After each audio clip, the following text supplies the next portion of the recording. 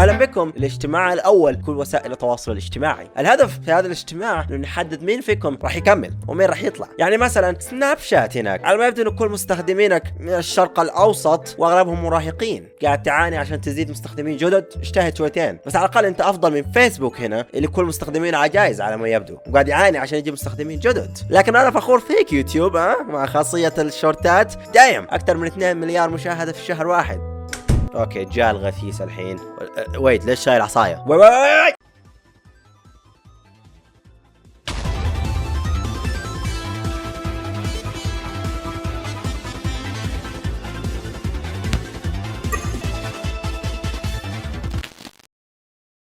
هير فروست واهلا بكم الى نظرية فروست. واليوم جايين نتكلم عن موضوع يهمني شويتين، صناعة الالعاب. يمكن مو واضح بس انا صانع محتوى عن الالعاب، يمكن ما تلاحظ لاني احمل مرة في الشهر، بس انا فعلا اهتم بهذه الصناعة. واحد الاشياء اللي فعلا استمتع فيها في وقت فراغي، بالاضافة الى انه شيء فعلا اهتم فيه. لكن كل فترة وفترة الاحظ شيء يخليني بس افكر اذا كانت صناعة الالعاب في خطر او لا. ومؤخرا لاحظت هذا الشيء بسبب تيك توك. نعم هذا الفيديو راح يغطي مواضيع كثيرة، من تيك توك الى تنسنت الى الصين الى الوضع الاقتصادي بين الصين وامريكا، وكيف كل هذه الاشياء قاعده تتدخل وممكن يكون لها تاثير سلبي على صناعه الالعاب. وكل الفضل يعود الى تيك توك. نعم، برنامج المقاطع القصيره اللي الكل قاعد يستعمله الان عشان يسوي رياكشنز. فشدوا الاحزمه لانه ورانا اشياء كثيره نغطيها. اولا نحتاج نعرف شيء، تيك توك نما بسرعه خياليه، ولما اقول انها خياليه انا اعني بكل معنى الكلمه. تم اطلاق تيك توك بشكل رسمي في سبتمبر 2017، والمذهل في الموضوع انه في 2021 تيك توك سجلت 1.2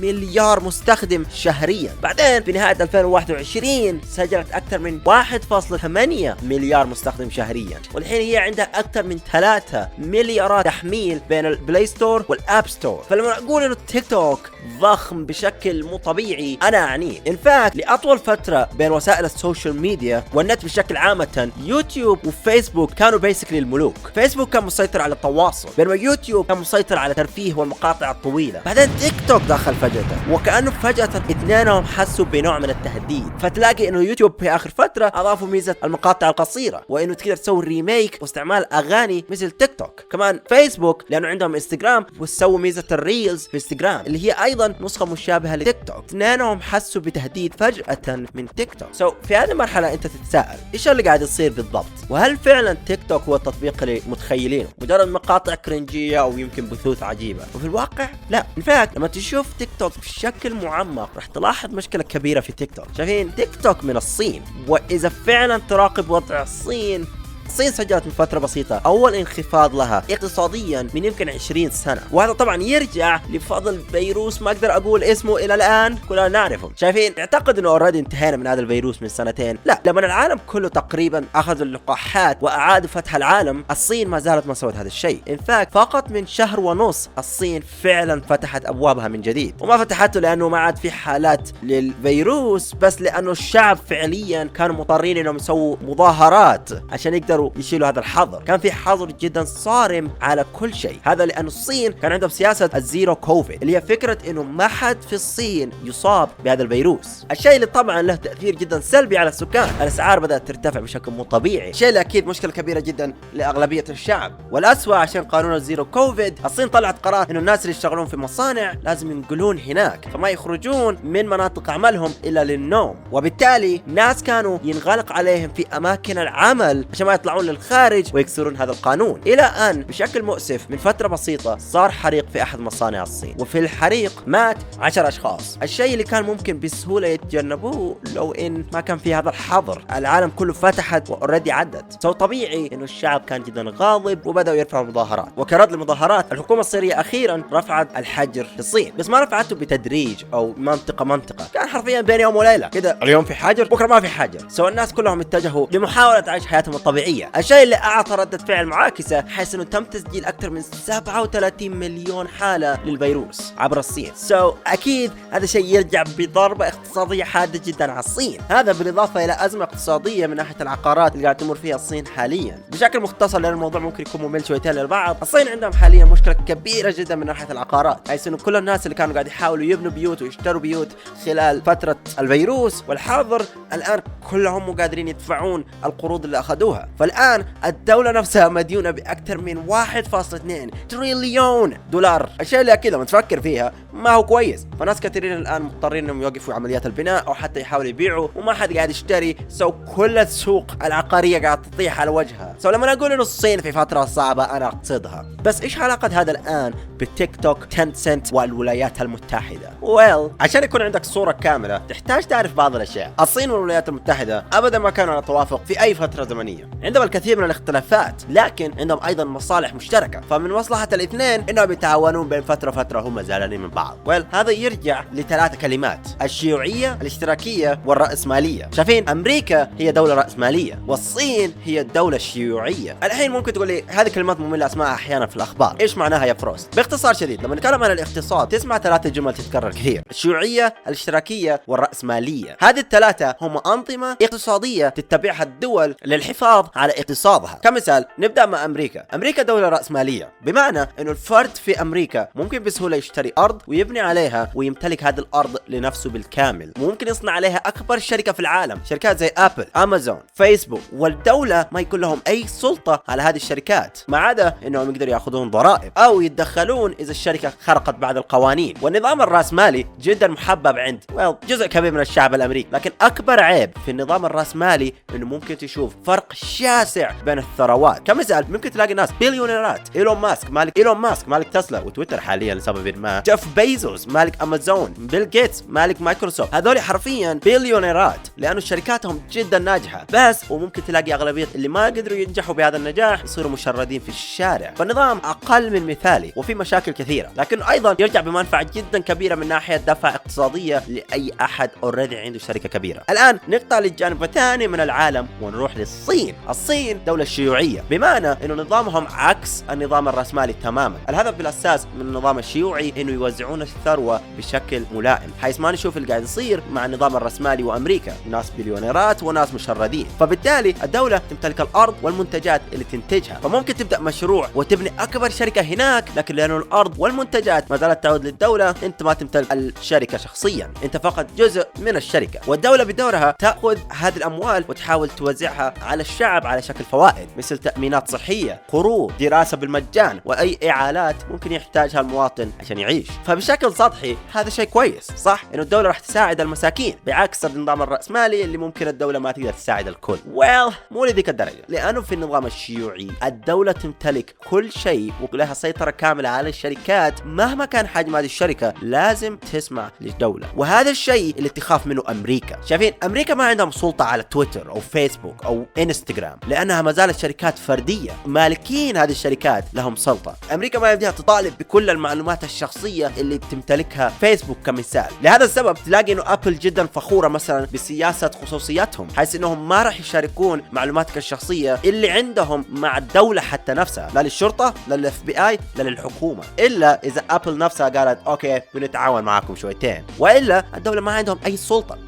ما عندهم سلطة على هذه حرفيا عمالقة الصناعة. بس الصين العكس تماما، الصين تمتلك سلطة كاملة على أكبر عمالقة الصناعة زي تنسنت، ويشات، تنسنت جيمز، وأي شيء من الحكومة الصينية. فبالتالي إذا مثلا تنسنت وصلت للولايات المتحدة، الصين يمديها تأخذ مباشرة معلومات من الولايات المتحدة، لأنه يمديهم طالبون بهذه المعلومات. لما تشوف الموضوع على بشكل سطحي، أمريكا خايفة لأنها تعرف إنه ما عندها نفس السلطة اللي تمتلكها الصين. أتمنى أن الموضوع مو مشوش وأن كلنا على نفس الصفحة. لما تتكلم بهذه الأشياء أحيانا أحسه ممل، أحيانا أحسه مثير للاهتمام. كل الأحوال أعتقد إنه ممتع، على أمل إنه ما حد منهم يضغط زر ويفجرنا. ولهذا السبب في 23 ديسمبر تقريبا الشهر الماضي، إدارة جو بايدن الرئيس الحالي للولايات المتحدة رجعوا لمراجعة قرار باند أو حظر تيك توك من الولايات المتحدة. القرار اللي اوريدي الرئيس السابق دونالد ترامب كان قاعد يحاول يطبقه قبل نهاية فترته الرئاسية. حتى في أمريكا نفسها في ولايات اوريدي بندت البرنامج، ولايات زي تكساس وفلوريدا. السؤال هو ليش الآن؟ زي ما قلت القرار هذا اوريدي كان محاولة الرئيس السابق انه يبند تيك توك. القرار اللي اول ما جو بايدن دخل البيت الابيض وصار الرئيس قرر الغائه حرفيا بهذه البساطه. ثم الان يرجعون لنفس القرار. فايش اللي قاعد يصير هنا بالضبط؟ لما تبدا تتعقب الخيوط وتشوف اللي قاعد يصير راح تبدا تلاحظ شيء مثير للاهتمام. تيك توك عندها مشاكل كثير، مشاكل زي التجسس وتسريب معلومات، واكيد الحكومه الامريكيه عندها الشكوك انه الصين تستعمل تيك توك لتجمع معلومات عن المواطنين الامريكيين لا اكثر. الشيء اللي حتى مو بس الولايات المتحده، حتى دول ثانيه اعلنت تخوفها منه. كمثال الهند في السابق اوريدي بندت تيك توك، لكن رجعت في هذا القرار بعد فتره اجل لما وصلوا لاتفاقيه. لكن الوضع بين الولايات المتحده والصين ما هي بنفس السلاسه. خلينا نقول انه في الكثير من الخلافات قاعد تصير طوال الوقت، لان اوريدي الولايات المتحده بندت شركه زي هواوي. ليش؟ لان كان في شكوك انهم قاعد يتم استخدام الاجهزه لجمع معلومات عن المواطنين الامريكيين. فبالتالي اي شركه امريكيه زي جوجل، ابل، نظام اندرويد ما يمديهم يتعاملوا مع هواوي. لهذا السبب حاليا اجهزه هواوي تعاني لانه ما عندهم وصول لنظام التشغيل اندرويد بسبب هذا الحظر. اعتقد انه مثل هذه القرارات لها تاثير اكبر بكثير على العالم، بس دام انه مجرد وسيله تواصل اجتماعي نتمنى انه ما في تاثيرات اكبر غير باند ناس من مشاهده رقصات على التيك توك بين فتره وفتره. بس جديا اعتقد انه اذا فعلا الولايات مشت مع قرار تبني تيك توك، اعتقد انه راح نشهد مشكله كبيره لصناعه الالعاب. ليش؟ الصين بشكل سطحي ما هي اكبر صانعه للالعاب. ان فاكت هم تقريبا ما يصنعون اي لعبه. اكبر مورد للالعاب هم الولايات المتحده مع شركات زي بليزرد، يوبي سوفت، تيك تو اللي عندهم روك ستار، واليابان مع نينتندو، سوني، سيجا. من بعيد تقول ان الصين ما لهم فعلا تاثير في الصناعه، بس الواقع لكن الصين تمتلك تنسنت هي اكبر مستثمر في صناعه الالعاب بكبرى. اذا تعرف شركه او لعبه، تنسنت في الغالب تمتلك جزء منه. قد سويت فيديو كامل عن هذا الموضوع وتاثيرها على صناعه الالعاب، يقدر تشوفه من هنا بالكامل. لكن باختصار تنسنت كبيره لدرجه انها تمتلك حصص من ابيك جيمز وفورتنايت، ليج اوف ليجند، بلاير انون، بليزرد وكثير غيرها من الشركات. تنسنت تستثمر في هذه الشركات ماديا. غير كذا هي تمتلك اكثر من 40% من ابيك جيمز. تنسنت جدا ضخمة ولها علاقة بصناعة الألعاب، بس كمان تنسنت صينية. لما نبدأ الباند على شركات من الصين لازم تنسنت تكون على الأقل في المقدمة. المشكلة هنا إنه في اللحظة اللي يتم تبنية فيها تيك توك، كل شركات الألعاب الأمريكية مثل EA، أبيك جيمز اللي تنسنت مستثمرة جزء من فلوسهم فيها راح تخسر. كمثال تنسنت تمتلك 40% من أبيك جيمز. السؤال الآن ممكن يصير ليش هنا؟ في 2019 الشركة اللي سوت فورتنايت، أبيك جيمز، اطلقوا ابيك جيمز ستور. الانطلاقه ما كانت شيء مهم، بعدين اكتشفوا شيء. ابيك جيمز ستور يجمع معلومات، وانا اقصد معلومات شخصيه. حسب بوليجون اكتشفوا انه ابيك جيمز تجمع معلومات حرفيا عن طريق تتبع المستخدم. سووا ملف اسمه تتبع.js اللي حرفيا اسرع شيء في الحياه. يعني اذا انا كنت اتجسس عليك اسميه انا قاعد اتجسس الان، ما عليك مني. طبعا الشيء اللي اكيد عرض ابيك جيمز لموقف صعب شويتين، ما دفع السي او على وقتها تيم سويني انه يتدخل ويقول لا في الواقع هذا مجرد معلومات نحتاجها لا أكثر. بعدين الناس استوعبوا انه تنسنت الشركة الصينية استثمرت اكثر من 330 مليون دولار في ابيك جيمز حتى قبل اطلاقه. الشيء اللي قد يعني انه ابيك جيمز كانت تسرب معلومات مستخدمين امريكيين الى الصين، لانه مين هو اكبر مستثمر عندهم؟ تنسنت برعاية مين؟ الصين.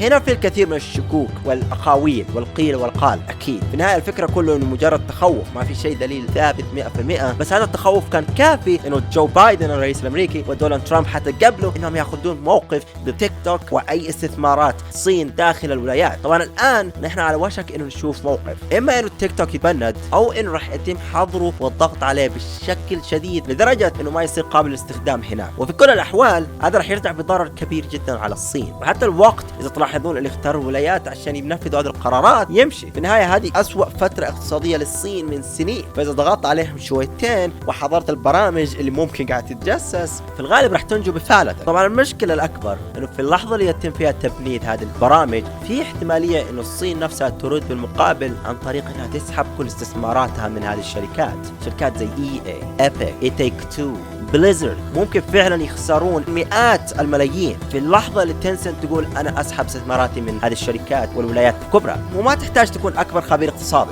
عشان تعرف إنه في اللحظة اللي الشركة أو شخص ما خلينا نقول يسحب عدد كبير جدا من استثماراته في شركة معينة، أسهم هذه الشركة تبدأ تطيح بشكل صاروخي. ولما أسهم هذه الشركة تطيح المستثمرين الثانيين كمان يبدأوا يتخوفون فيبدأوا يطلعون فلوسهم، وفي مدة قصيرة جدا الشركة المعنية ممكن تفلس والبنك يتدخل وياخذ ما بقي منها. منها. ولما نتكلم عن صناعة الألعاب اللي اوريدي قاعد تحرق فلوس الدنيا فقط لإنتاج لعبة واحدة، أو ايبك جيمز اللي قاعد يوزع فلوس الدنيا، سويت فيديو كامل عن لأي درجة ايبك قاعد تحرق فلوس، هذا أمر مهم جدا. الصين ما لها تدخل كبير في وسائل الترفيه الأخرى غير تيك توك وصناعة الألعاب، ففي اللحظة اللي فعلا تيك توك تتبند احتمالية إنها تسحب على صناعة الألعاب ما هي بعيدة. في النهاية عندهم وسائل دخل أكبر بكثير. في 2021 تم تقدير إنه الموارد التجارية اللي تمشي بين الولايات المتحدة والصين تساوي أكثر من 700 مليار دولار. فما أعتقد إنه أكبر همهم إيش راح يصير في صناعة الألعاب. أعتقد كل اللي راح يسووه إنه راح يعطونا وقت عصيب شويتين. الناس أوريدي قاعد يشتكون من ارتفاع أسعار الألعاب، فتخيلوا إيش راح يصير إذا فعلا شيء زي كذا صار. لكن يمكن هذا مجرد أنا كالعادة قاعد أتخوف وأفكر بزيادة، فنتمنى إنه ما يصير شيء زي كذا. صراحة مثل هذه الأشياء، وخاصة وأنا قاعد أسوي أبحاث هذا الفيديو، اكتشفت مو بس عن الألعاب بشكل عامة الاقتصاد أمر مرعب. ممكن قرار واحد من دولة واحدة تخلي حياتنا أصعب بكثير وترفع أسعار أشياء بشكل مو طبيعي. أوريدي الأسعار غالية، فنتمنى الأفضل. ولكن إلى ذاك الحين أبغاكم تتذكرون إن هذه نظريتي. فشكرا على المشاهدة. أنا فروست، إلى اللقاء.